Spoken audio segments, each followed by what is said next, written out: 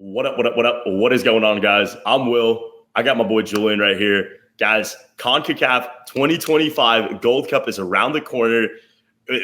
I really can't even say in words right now. I just got caught up in my own words. We're excited. We're hyped. If you guys haven't already subscribed to the channel, check it down below. If you're listening and you're excited for more CONCACAF Champions Cup, anything UEFA Champions League, anything ball knowledge in general, Julian and me are the guys that you want to listen to. We're the guys that we have the knowledge about, especially for this upcoming 2025 CONCACAF Gold Cup. Julian, how are you doing? How are you feeling? What all are you thinking?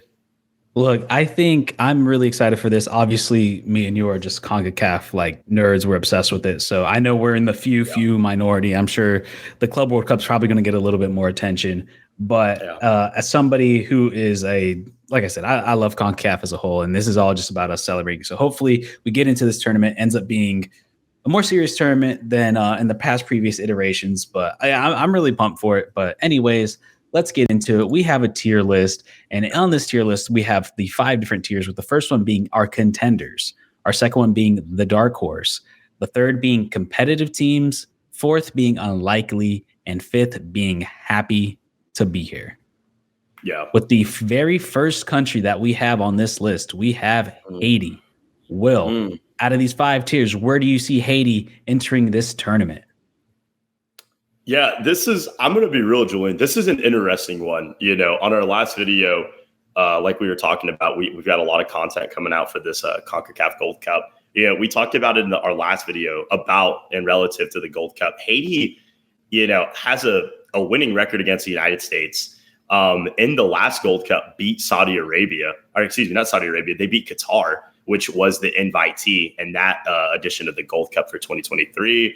And if it wasn't the heroics of Qatar beating Mexico in the last match day, I think Haiti probably would have had a more likely chance to have been able to go through. They were honestly, I would say, quite unlucky after winning their first game in there. But Haiti's also an interesting team with the names that they have. Obviously, your boy from Inter Miami, Fafa Picoult. I'm completely butchering that, but Picoult, thank you. But he's getting a little bit up in age, but this guy, he's still firing, dude, and he's still doing it very, very well with Haiti. Obviously, the likes of Dukens Nasson, who plays over, I want to say, in Turkey now. Birot, who's another guy who's playing over in Israel, I believe. So the thing is, and NTN, who plays over in Toronto and here in the MLS right now. So there's a lot of names that they're not unfamiliar names. They're not names that it's like, wow, who are these guys? These are guys that know how to firepower, and they have a lot of momentum and a lot of juice going with them. I think the biggest thing we will see from Haiti is going to be, and it's kind of like we've seen in the past, is their midfield. Are they able to build up? Are they able to play from the back, which is not really Haiti's strength? Obviously, we've seen, I'm not going to lie. I'm towing, honestly, to give you a quick answer. I'm towing on the lines of dark horse and competitive. I really, really want to say dark horse, but you know what? Fuck it. Give me dark horse. Give me dark horse, dude. They did it in 2019. They made a semifinal run. Listen, all our Haitians out there, I think you guys, praying for your nation. I think you guys are awesome. Keep competing well. But yeah, give me dark horse. Yeah, I'm kind of in the same boat as you, where I'm in between that line of dark horse and competitive. I think this is a team no one's really talking about. This is a team that always seems to have a decent level of talent. Obviously, they haven't been able to get over that hump and make it as deep as somebody like a Jamaica has throughout its history. But I'm not going to go dark horse, because the way I view dark horse, and I probably should have set the parameters before we went into this, is that I think dark horses are people that genuinely have a realistic chance to win it all. I don't know if Haiti is necessarily that, but I would put them a little above competitive, because I think there's a real possibility. Everybody's writing them off, saying Saudi Arabia is going to be the next team out of the group. I don't know if that's a surefire thing. I think it's going to be that group is a lot tougher than what a lot of people are making it out to be. I think a lot of people look at that Saudi Arabia win against Argentina, but if you look at a lot of their other wins against CONCACAF opponents or teams of similar level, they have lost some of these games. And then on top of that, they're going to be losing some players, but I'll talk more about Saudi Arabia later. But in terms of Haiti, I'm going to have them as competitive. I think they're just not there enough to truly win it all. I don't see them going on a magical run. Like I said, the most I see them doing is pretty similar to what to me, a great Haitian tournament would be making it to a semifinals, getting out of the group and getting a knockout win. Like that would be huge for them. So where do you want to place this? I don't know if I can put it in between. I have to pick one or the other. So. I know. I'm going to give you the benefit of the doubt. I'm going to give you competitive on that one. You won me a little bit over in your argument. So, all right, let's go with Trinidad and Tobago. So this is an interesting one. This is a team that they got some players, and they're a really solid team. They're tough to beat. The thing is, playing Trinidad at home is always tough, but they always seem to struggle away, especially playing at home in these Gold Cups. They've never seemed to really perform to their levels as they do in World Cup qualifying, for example. So because of that, I'm going to go competitive here. I think they're going to give some teams a fight in their group, but I don't know if they'd get out of. I don't think they have enough talent at the moment to get out of the group. I'm going to go underneath you a little bit, Julian. I'm going to give them unlikely. I think, if you look at names, obviously Levi Garcia is the biggest one that pops out. Tyrese Spencer, who plays at Toronto FC. There's a couple other guys. Judah Garcia, Levi's little brother, also plays over in Greece. Well, he plays in Greece now. So, there's a couple of other names. There's sneaky names on there. Obviously, Kelvin Jones, or Mel, I'm not too sure, an old timer MLS guy. If I'm not wrong, he's still playing in the league. There's a couple other guys, that had played for Trinidad in that 2018 run, that World Cup cycle that obviously Trinidad didn't qualify for, but put up some good fights. And obviously, as we infamously know, eliminated the United States, beating them in Port of Spain. So I agree in the sense of this team is a tricky team at home. I agree with you. They're very difficult at Port of Spain. I think they're an interesting one. I do agree, though. I just think away, obviously looking at the groups now that we do officially know the groups, I just don't feel like they're going to match up the best. I honestly could see them stealing some points. I could see them potentially picking up a draw, maybe sneaking a win away. I think it's just tough. I think this team, and we've seen this a lot, and we saw this against Canada last year whenever they were qualifying, playing for that qualifying last spot for the Copa America. It's a Levi Garcia show. It is a Levi Garcia, throw him the ball and play booty ball with him. Try to get him up the field and see what he can do. It just doesn't work. This is a one-man show. I mean, this is like a one gorilla versus, 100 guys. It's just unlikely. It just can't happen. I don't see the potential with it. I mean, it could, Trinidad, like I said, a very strong team, competitive team, but it's going to be I'm going to give them unlikely. I just don't see it.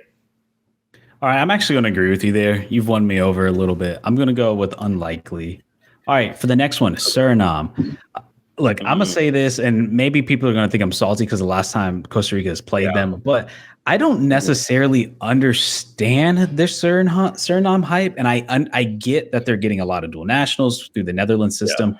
But when you look at their previous record, they've kind of just been beating up on a lot of lower nation teams. And then when it comes to some of these higher ones, they don't necessarily look as great. I know they just are about to recruit even more dual nats. Yeah.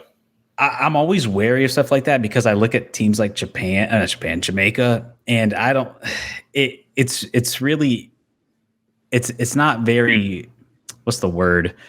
Convincing when you just have a bunch of dual nationals. It's always kind of hard to kind of mesh that together, especially teams that are trying to figure it out. And I think they're still trying to figure that out. And then even seeing in their Gold Cup prelims, they did allow some goals against, I believe, St. Kitts Nevis is who they played.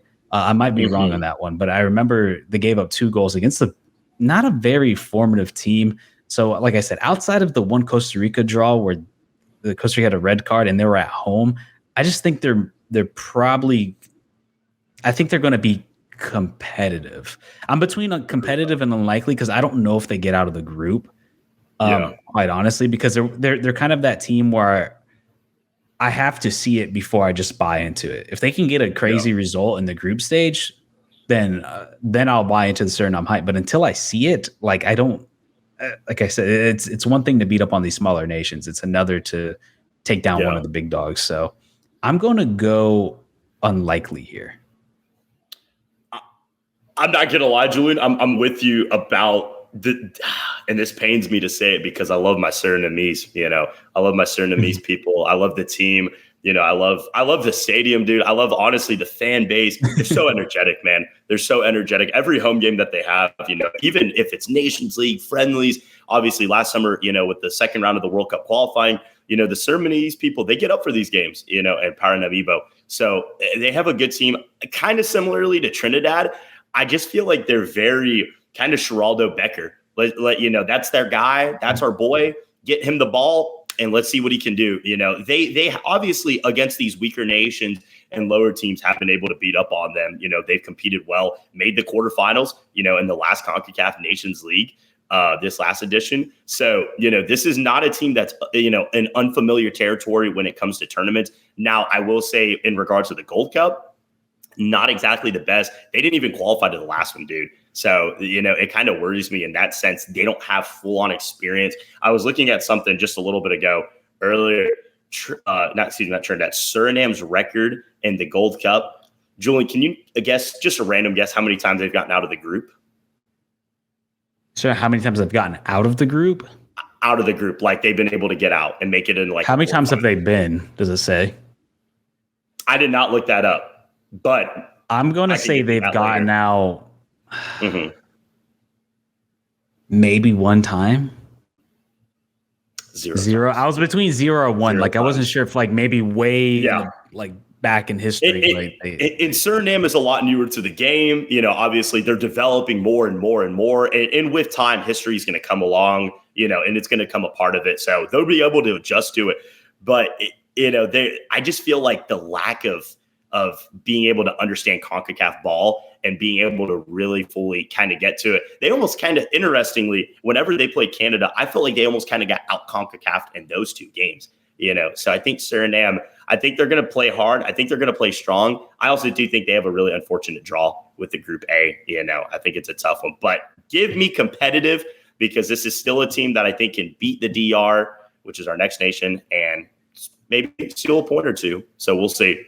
So all right, since you went to unlikely, I'll go to competitive. Okay. All right. Okay. Now DR. All right. This is an interesting. I'm just going to say this, man. I'm going to say happy to be here, because this is their first time coming. Yeah, this is their first time getting here. I think, like you said, it's a very unfortunate group. I think they're clearly the worst team in their group. They can maybe get a result against Suriname. I could possibly see that. But I am proud of the Dominicans and see how they've been able to progress as a nation. I think it's really cool to see some new nations come into play. So I don't want to say happy to be here is like an insult, but I do think it's very impressive that the fact that they're finally able to come here. But we also have to call a spade a spade. They are the lowest ranked team into this tournament. So, yeah. God, dude. My Dominicans are not going to love me for this. We got a lot of flags. Don't go too deep. We got. I know. I love all the nations here in Gold Cup. I love the Gold Cup, man. Like Julian said, we're big CONCACAF guys. Subscribe if y'all already haven't done so. We love CONCACAF and we talk it here. I got to agree with you, Julian. Happy to be here, man. They are the lowest team here. This is, and I very am scared to say this. I'm going to be real. Firepower up top, not a worry. Junior Firpo, Mariano Diaz, Peter Federico. They have the guys. They have the pieces to be able to compete with Suriname. Maybe score a goal or two against you guys. Hell, be careful in SoFi Stadium, Mexico.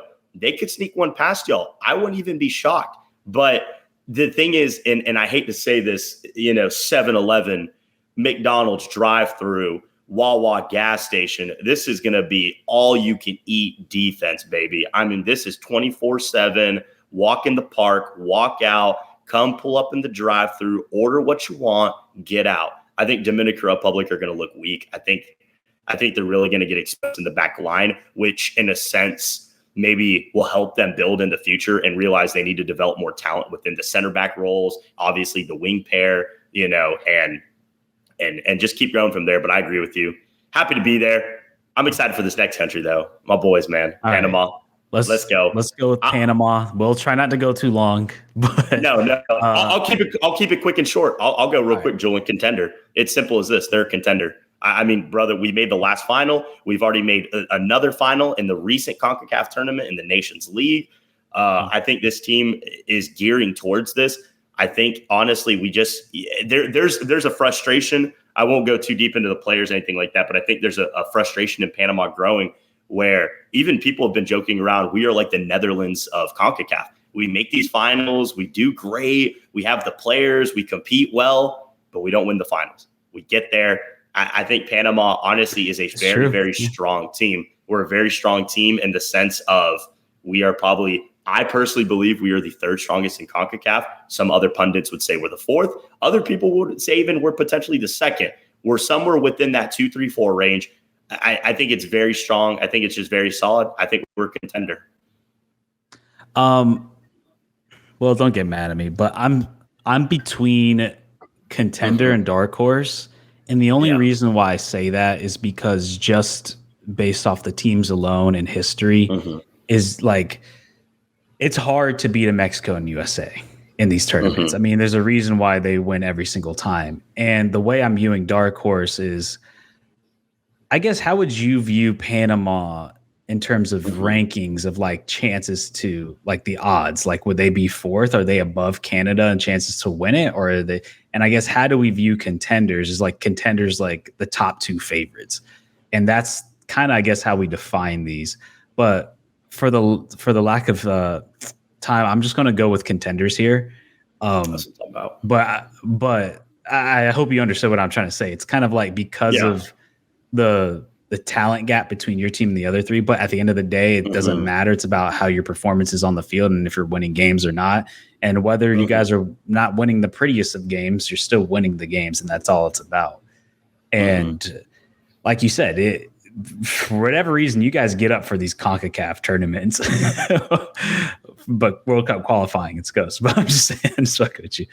But yeah, I'm gonna go contender because I mean, how can you not? Like you said, they were in the past final, and then they were just in the most recent Nations League final. So go contender. All right, next one we have Canada.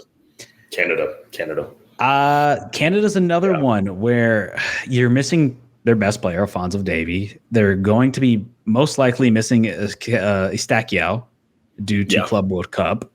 This is another interesting one. I guess I'm gonna go contender here because I believe if you realistically look at this team, they could beat anybody. They could beat you guys. They could beat USA, and they could beat Mexico. So I'm gonna go with contenders here. I got to agree with you as well. Obviously, the omissions of Alphonso Davies and also Stefan Estaquiao, I think they're going to be brutal. I think they are going to hurt. I think the Estaquiao one's going to hurt even more. Kind of that leadership in the midfield with them. You know, we've already talked a lot on this show before, Julian, about Ismael Kone. We've been kind of very harsh on him, you know, at times and critical. Not saying that he's not an incredible player, but I think that lack in the midfield's going to hurt them. I agree with you. I still think they are a contender because on any day of the week, at any time, at any place, anywhere, I think they could beat any one of the other 15 teams in this tournament and lift the trophy. So I think, I agree with you, contender. It's just going to kind of have to see what all they can do at the end of the day, what type of also, and this sucks to say, Julian, but it also is going to depend, and it's very similar to them in the United States. And I really, really hope Jamaica and Panama and maybe one or two other nations don't think like this. But Canada's the past few years have been kind of reluctant to sending their A team. 2021, they did it. 2023, everyone was getting up for that Gold Cup. They still did the same thing. Didn't kind of set more of a B roster. Didn't really bring the hype to the tournament. So I think if Canada does go full send, full on out, and they're really able to send the guys and the numbers, they're definitely a contender. So, but next country, speaking a little bit of a team that we're tough on, Jamaica. I'll let you cook on this one first, Julian. What are your thoughts? I'm going to go. They got to be a dark horse. They got to be a dark horse. The Jamaicans are going to kill us if they don't, dude. They're going. I know, but I'm trying to look at this like I really want to go just competitive. Like, do I realistically see them like really pulling off a run? Because it seems like every time we expect them to do something, they just fizzle out. And I'm tired of buying into the Jamaican hype until I actually see it. Until they actually go and beat Mexico, Panama, well, I guess they did beat you guys last time, but like I haven't seen them actually beat. I mean, they put USA to the brink that last game in a real CONCACAF sloppy matchup, but in the Nations League 2 years ago or last year, I don't know if I want to put them in dark horse. I just feel like they're still just kind of all over the place, man. Like I don't know what to like. To me, when I look at a dark horse, I have to look at a team that's going in there riding high. Would you say necessarily Jamaica's riding high into this tournament? No, I mean, weren't they struggling in the pre? I'm drawing a blank. Didn't they give up like 2 goals to some really weak team in the prelims? And I get that they're possibly going to get Mason Greenwood, but the issue has never been the attack. The issue's been the midfield. No one's been able to create and make things and create things. And like, it's not like Mikel Antonio was some bad player. This was a Premier League striker. And they still struggle to score. Like, what makes you think necessarily Mason Greenwood's going to change that? You know what I mean? And that's kind of where I'm at. What do you think? I agree with you, dude. I think I got to one up your point a lot. I agree with it in the sense of they're not riding in hot. You know, that St. Vincent Grenadines, I was a foot mob merchant on that Soccer 24 guy just keeping up with the stats. So I didn't really watch too much of it, just saw the highlights as well, you know, a little bit, kept up with that on YouTube. But that game was poor. And Leon Bailey, Ethan Pinnock played, Casey Palmer. They should have dunked on that team. Yeah. You know, the way Costa Rica beat Belize, that's how it should have been. Maybe they should have dunked on them. They should have. It should have been a windmill. They should have done a backflip, thrown it around, throw the ball back to Jason Tatum, take it back, throw an and one, hand it to Shaquille, and then dunk it. It should have been an absolute booyah. But it kind of just turned into a little, almost like a Hail Mary type play. You know what I mean? Like, here we go, boys. You know, and you see, you know, Des Bryant in the end zone, and it's like, okay, I think I got a shot. Throw the ball. Jamaica just seems like you said, Julian, they're just kind of they're wishy. Obviously, they're wishy-washy, but they're almost like hoping on that last end of luck, you know. And the luck is that they're talented players, that they're individuals that play at some pretty big name clubs around the world in top 5 leagues. Hell, in the Premier League, I mean, goddamn, the best league in the world, you know. So I think they're just kind of riding in with the fact that, you know, they have the names, they have the talent. You know, people, you know, love to want to come play with them, you know, and stuff. But listen, I will say, though, as much as it does, you know, sometimes frustrate us, this team, they qualified, maybe not in the prettiest fashion, you know, and historically, dude, like kind of similar a little bit with Panama, a lot with the Gold Cup. Jamaica gets up for these tournaments, man. You know, obviously in the 2023 edition, it was a little bit different. They did still made a semifinal, obviously lost to the eventual champions Mexico, but still made a semifinal in the 2021 edition, a quarterfinal. So they're not reluctant to get out of the group. This is a team that's going to compete, and they're going to compete well. You know, I just think against more smaller, minnowish teams, kind of tier 2 teams, they're going to be able to handle business. So for that, I think Jamaica, go ahead. I was just going to say, like, I think there's a possibility they don't even make it out of the group. It's possible. We'll talk about that with the next country. But yeah. And that's where like kind of my rationale comes from, where it's like, am I 100% certain they make it out of the group? I think they are. I mean, they're obviously the favorites to get out, but there is a possibility they get knocked out. But anyways, what was your final pick? Let's go dark horse. Give me dark horse. All right. So I had competitive. I had dark horse. I gave you Suriname with competitive. You're going to put them in competitive?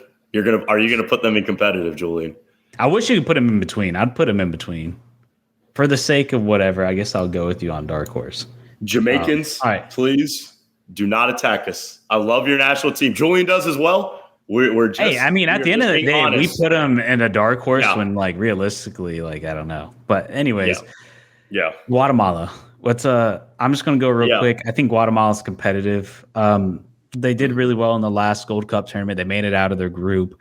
They've been another team that's been kind of up and down, where one moment they actually look kind of good, and the next they get like absolutely dog walked. And I know in the most recent prelims they didn't necessarily look the best.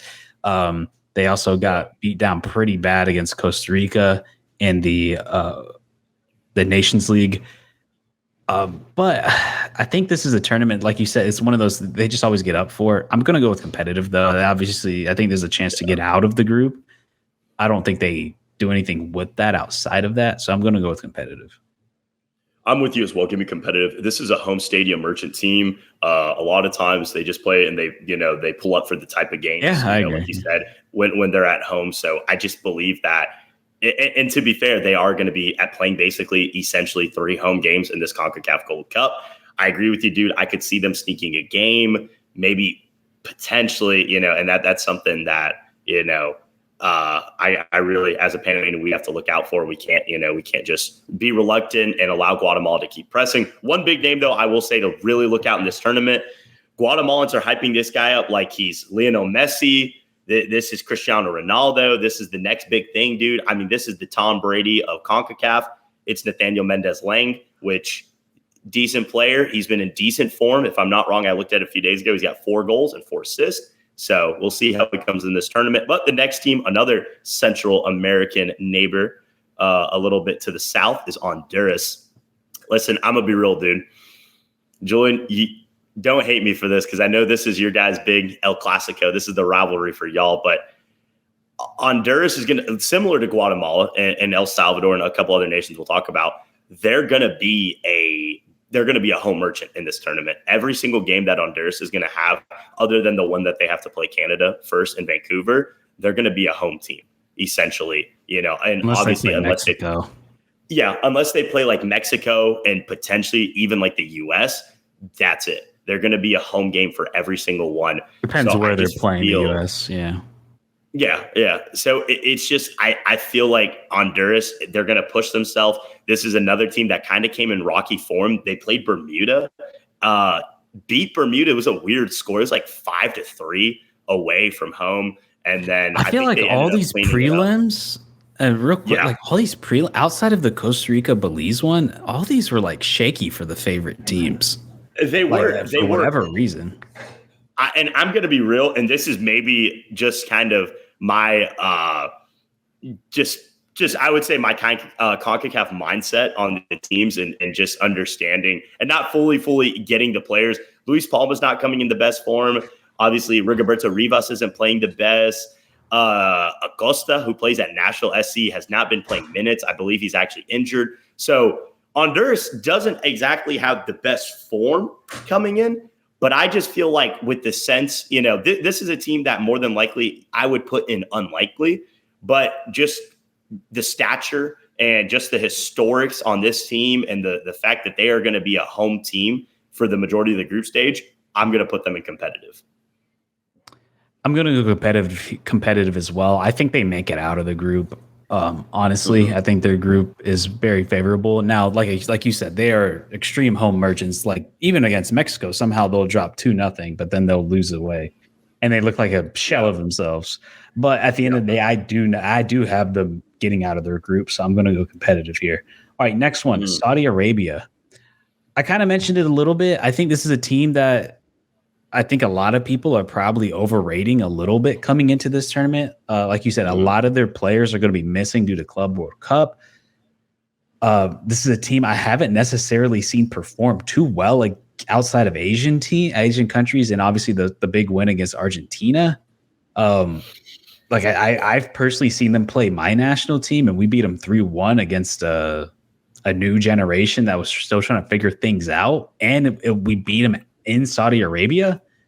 Obviously this was in 2023, and once you kind of hit 2 years, you start to look at national teams differently. But nonetheless, I don't know, man. I think people are overhyping this. I don't think they necessarily have a chance to really contend for the title. I don't even know necessarily they're a dark horse. I'm going to go competitive as well.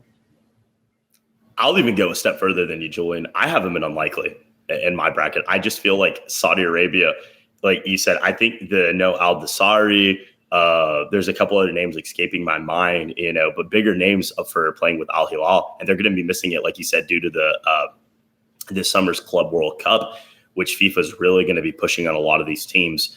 So I agree with you, dude. I think Saudi Arabia is going to kind of take a big step back, not a dark horse at all. Competitive. My biggest thing is just, dude, I look at and I was looking at it. I don't have it right now, but I was looking at that stat a little bit earlier. They don't exactly have the best record with CONCACAF. They have a lot of draws.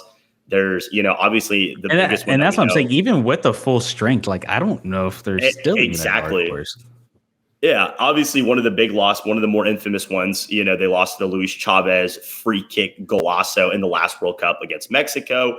And in Qatar, we saw what kind of happened I believe Saudi Arabia I think Hervé Renard, incredible coach, by the way. I think he is going to call up more kind of U23 players, more younger guys throughout the league, kind of develop them, try to, expose them more. We saw what happened last time against Qatar, absolutely got clobbered. Qatar got lucky, got out of the group, but that was by the grace of God, So I genuinely don't think this is going to be the best for Saudi Arabia.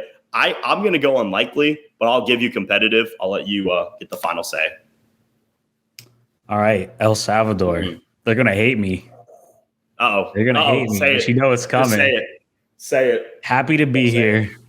Y'all are just happy to be here. I mean, no.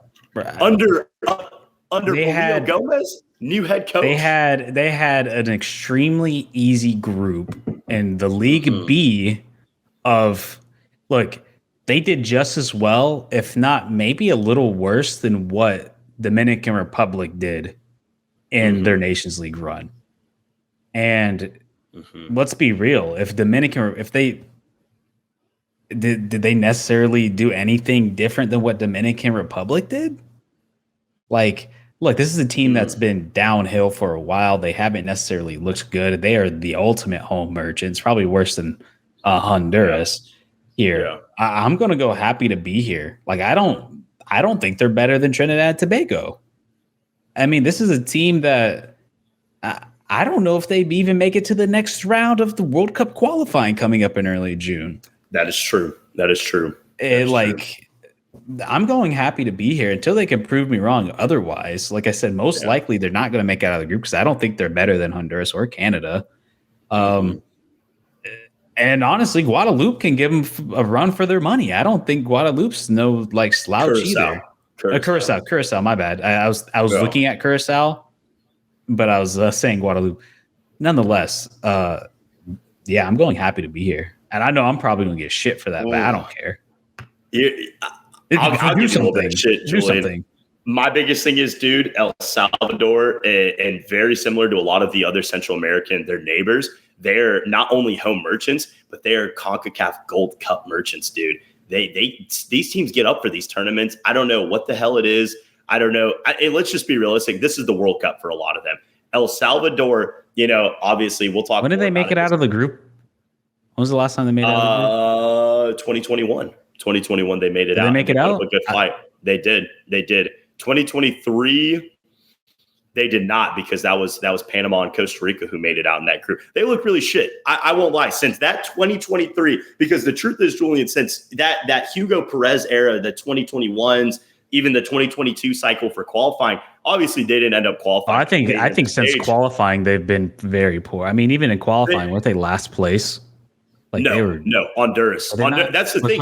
Honduras was last. Yeah, one of them two were really bad. I was drawing a blank. What was weird was and this is just a real quick tape, and then we'll move on. Honduras was kind of that bottom. I think Honduras got 4 points, if I'm not even wrong, from the whole qualifying. Yeah, stage. One of them was really bad. I thought it was El Salvador for some reason, but El Salvador had some fights against USA in that one. Actually, they had a fight against the USA. They had. I'll keep it real. They beat us in San Salvador. They had some good games against Mexico.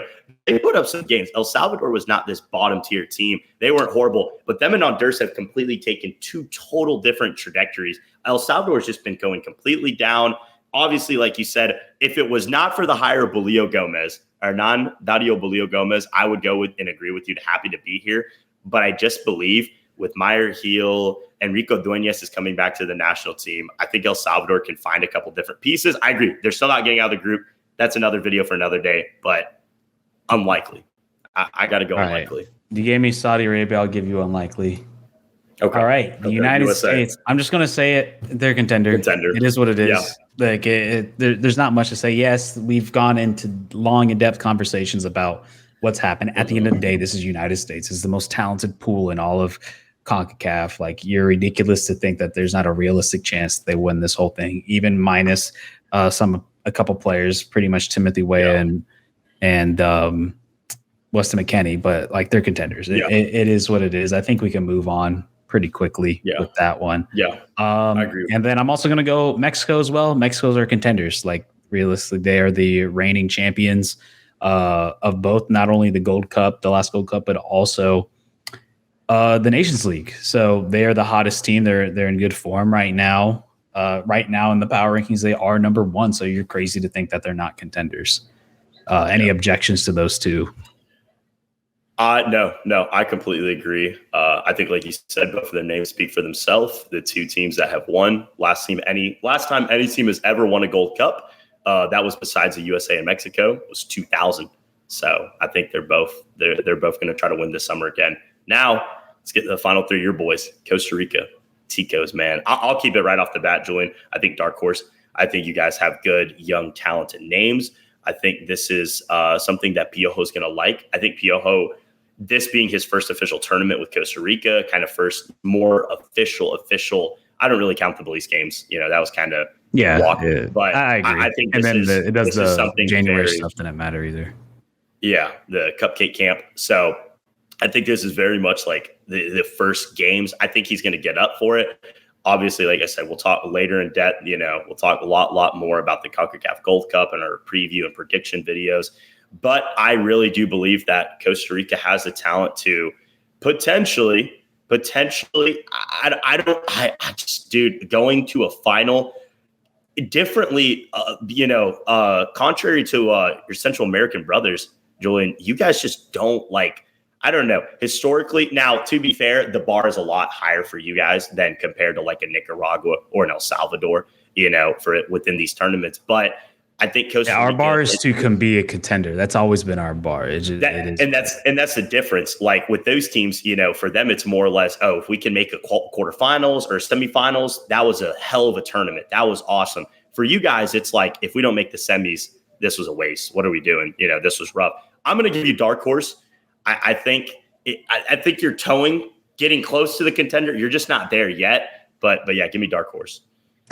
I agree with you, pretty much word for word. We have to beat one of the big four to get into the contender spot, for my opinion. I think we are on the trajectory. The past, since the last Gold Cup, this team has completely they wiped it clean after that Gold Cup. Got rid of Luis Suarez, brought in a new coach, hired Gustavo Alfaro, and then pretty much ushered in a new generation. I mean, it was a rough start, obviously, with the Panama loss and the first go around where they lost, I think, 6-1 on aggregate. But then since then, they've been playing extremely well and developing together and understanding each other, and they're getting those reps together. They had a great showing against Argentina in a friendly, which the moment I was like, this generation could be something special, was after they scored that goal against Argentina. There was 15 minutes before leading into half or something like that, where they were owning the game. And when I saw that, and you can see it in all of Costa Rican social media and stuff, they're like, this generation is special. They're like, that what they just did against the number one team, granted it was a friendly and all this other stuff, the fact that they even were able to manage the game and own the game for 15 minutes for a team that was basically a U23 squad, that showed me a lot. Obviously they roll in hot into the Gold Cup, the Copa America, where in my opinion, I think a lot of people played in the group of death and basically went toe to toe. I mean, they performed so well that Paraguay pretty much stole their coach. They pulled a KD, they lost and went to the other team. I would really be curious to see what that team's like. They had a little hiccup, obviously, with the interim and not figuring out, but even with having that interim, they still played really well and they understood each other. We mentioned earlier, basically going toe to toe with you guys in the most recent quarterfinals of Nations League in this past November, where there's a realistic chance we should have won that game. There's a real argument for that. If you put the penalty away, if you we don't get that handball or whatever it is, like if things kind of go the right way and you're a little bit more clinical, we could have been the ones in the Nations League sim for this past March. But it is what it is. It didn't happen.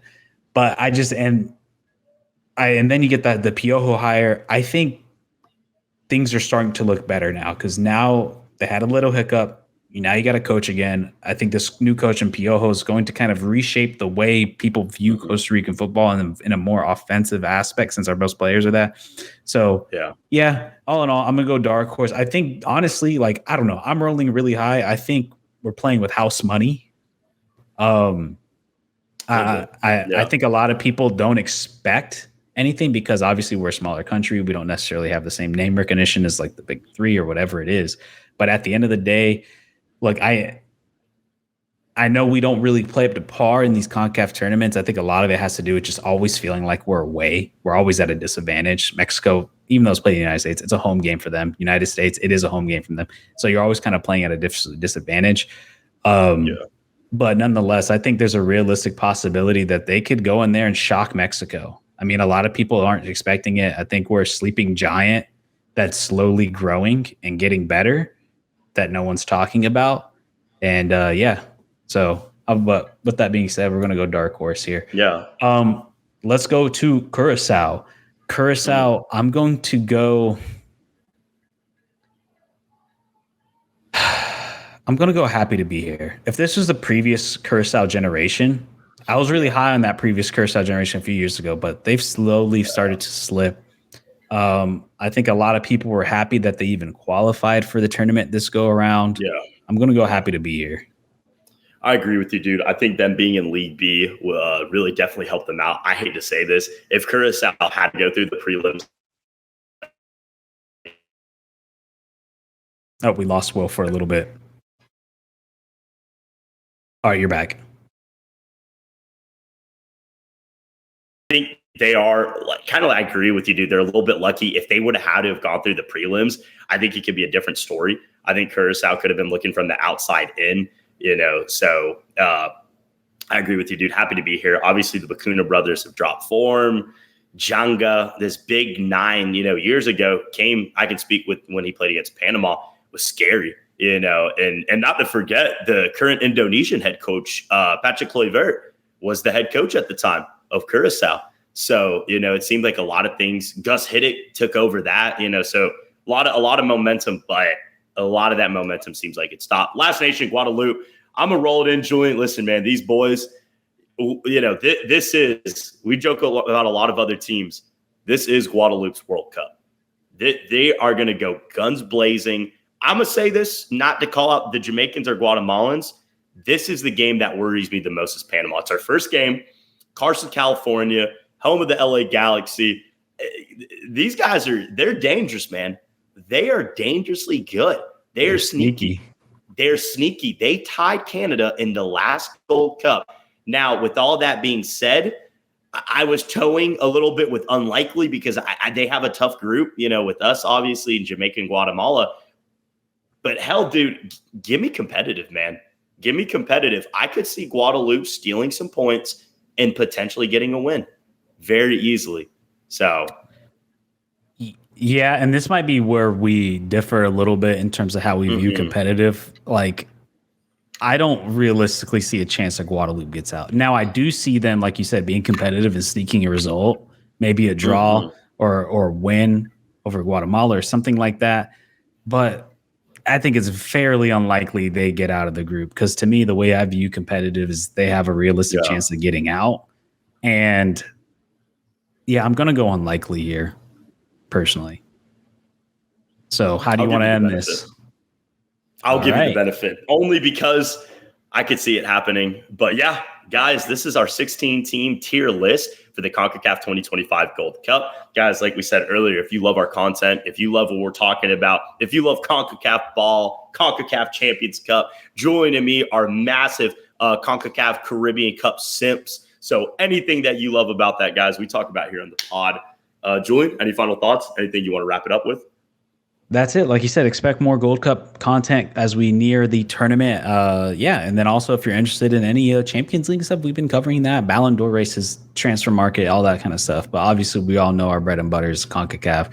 So yeah, feel free to like and subscribe to the content, and we'll see you guys in the next one. Peace out, everybody.